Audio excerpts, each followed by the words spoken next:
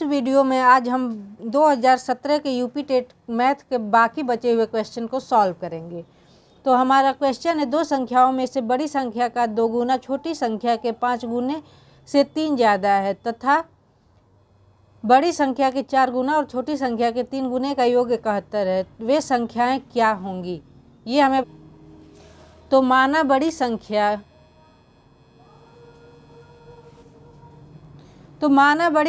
x और छोटी संख्या y है। अब हमारा दिया हुआ है कि दो संख्याओं में से बड़ी संख्या का 2 गुना मतलब 2x और छोटी संख्या के 5 गुने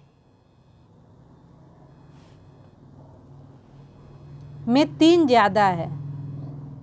तो हमारी एक इक्वेशन ये बन गई। तो इसको जब हम लेफ्ट साइड ट्रांसफ़र करेंगे तो 2x - 5y = 3। इसको ऑप्शन 1 दे देते हैं। अब अगला दिया हुआ है, तथा बड़ी संख्या के 4 गुने और छोटी संख्या के 3 गुने का योग, मतलब बड़ी संख्या का 4 गुना और छोटी संख्या के 3 गुने का योग 71 है। तो इसको हम इक्वेशन 2 दे देते हैं। अब हम इक्वेशन 1 में 3 का मल्टीप्लाई करते हैं और 2 में 5 का मल्टीप्लाई करते हैं और इन दोनों को हम जो है जोड़ देते हैं। तो हमारी वैल्यू आएगी, जब 3 का मल्टीप्लाई करेंगे 1 तो 20x + 50y = 355 और जब हम इसमें 5 का मल्टीप्लाई करेंगे तो हमारा आएगा 6x। अब क्वेश्चन 1 में हम 3 का मल्टीप्लाई करेंगे तो 6x - 15y = 9। अब हम इसको जब जोड़ेंगे तो इससे ये कट जाएगा और 26x = 364। तो x = इसको जब हम डिवाइड करेंगे तो हमारी आंसर आएगी 14। तो बड़ी संख्या हमारी हो जाएगी 14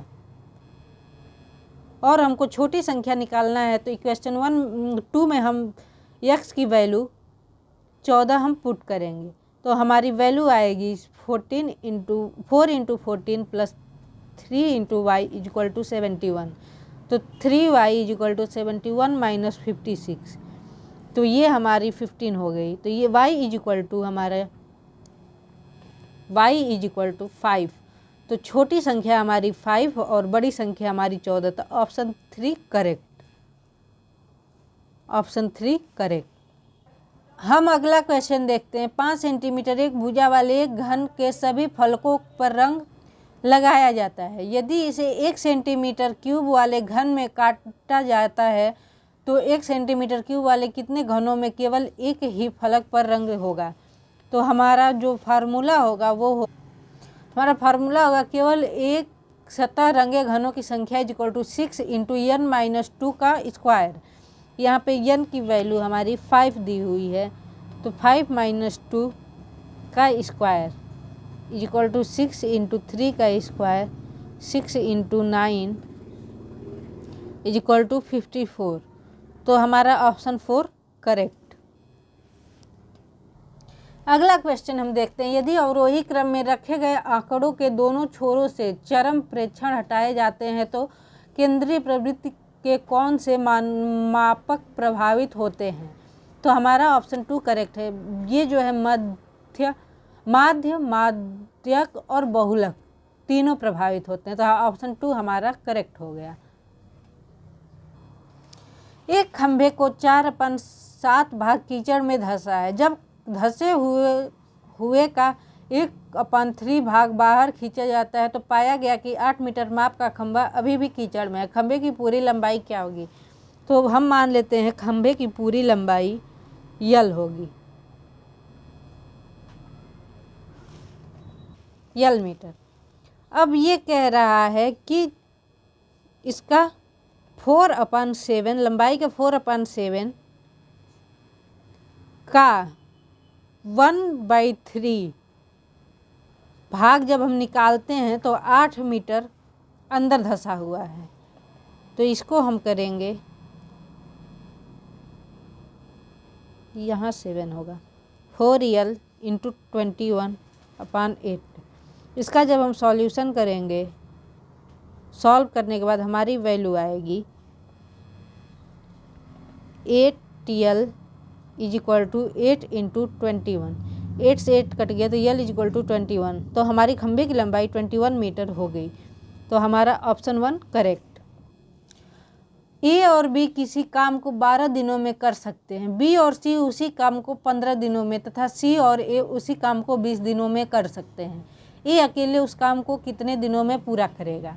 तो हमारा ए प्लस बी, जो ए और बी दोनों मिलके का एक दिन में काम, एक दिन का काम 12 दिन में एक काम करते हैं तो एक दिन का काम 1/12।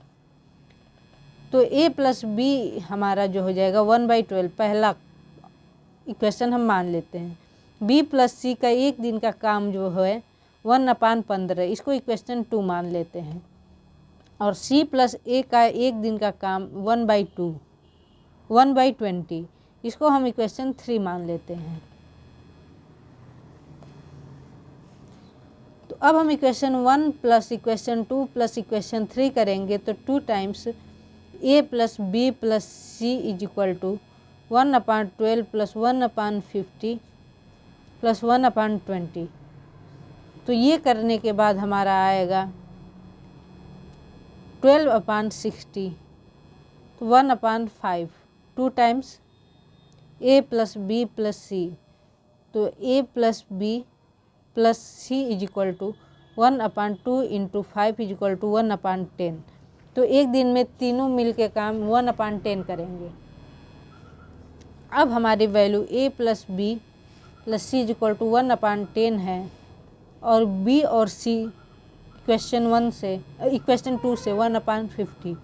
जब हम इसको कट करेंगे माइनस करने के बाद तो ये कट जाएगा, तो A is equal to 1/10 minus 1/50। तो हमारी वैल्यू आएगी 6 minus 4/60 is equal to 2/60 is equal to 1/30।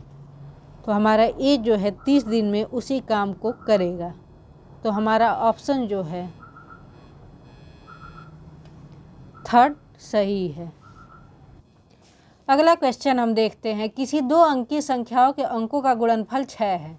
उस संख्या में 9 जोड़ने से प्राप्त संख्या में अंकों के स्थान बदल जाते हैं, वह संख्या निकालनी है।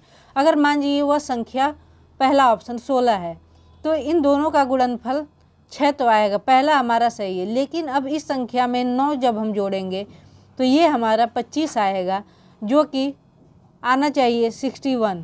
तो ये ऑप्शन 1 हमारा सही नहीं हुआ। अब दूसरे ऑप्शन को हम उठाते हैं, 3 इंटू 5 हम करेंगे तो ये हमारा 15 आएगा, बल्कि 6 आना चाहिए हमारा क्वेश्चन के हिसाब से। तो सेकेंड ऑप्शन भी गलत। अब थर्ड हम उठाते हैं, 4 इंटू 3 करेंगे तो हमारा आंसर आएगा 12, बल्कि आना चाहिए 6। तो हमारा ये ऑप्शन भी गलत, सी ऑप्शन भी गलत। अब हम तो चौथा ऑप्शन सही होगा, इसको चेक कर लेते हैं।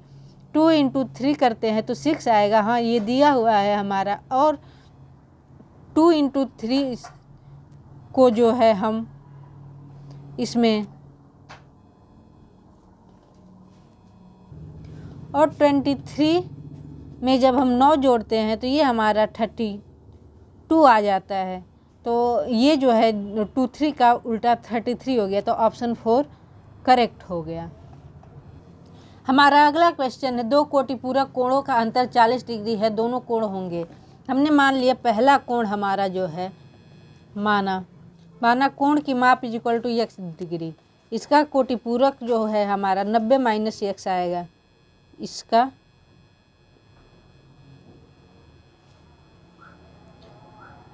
कोटिपूरक कोण 90 डिग्री माइनस x डिग्री। अब प्रश्नानुसार हमारा दिया हुआ है इन दोनों का अंतर जो है, मतलब x degree minus 90 minus x degree का अंतर 40 है। तो हमको x की वैल्यू पहले निकालेंगे। तो x is equal to 65 degree.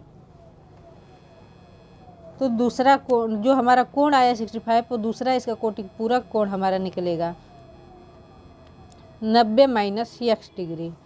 तो 90 minus 65 degree is equal to 25। तो हमारा आंसर आ गया 65 डिग्री और 25 डिग्री।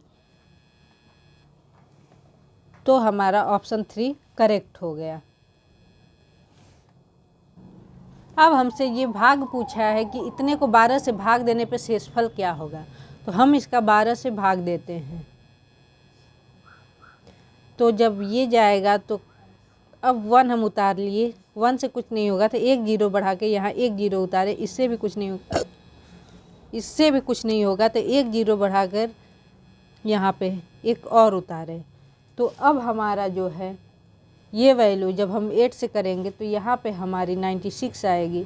जब इसको घटाएंगे तो 5 आएगा। अब ये वाला 2 उतार ले। अब इसको जब हम करेंगे तो हमारा 4 चौक 48। तो हमारा ऑप्शन 4 करेक्ट, 4 शेषफल बचेगा। अगला क्वेश्चन हमारा, किसी विद्यार्थी में निम्न में क्या आंकना चाहिए। तो हमारा जो है गणितीय संप्रेषण, बिना समझने रटने की क्षमता गलत है, शिक्षक को सुनने की क्षमता ये सही, अवधारणा न समझने पर भी प्रश्न न पूछने की प्रवृत्ति। तो हमारा ऑप्शन 4 करेक्ट है, ऑप्शन 4 करेक्ट। अधिकतम और न्यूनतम प्रेषण का अंतर कहलाता है हमारा परिसर कहलाता है। तो ऑप्शन 3 करेक्ट। हमने जो है 2017 के सारे मैथ के क्वेश्चन सॉल्व कर लिए हैं। अब आप हमको बताइए कमेंट करके कि अब कौन से ईयर का क्वेश्चन सॉल्व किया जाए मैथ्स का। Thank you.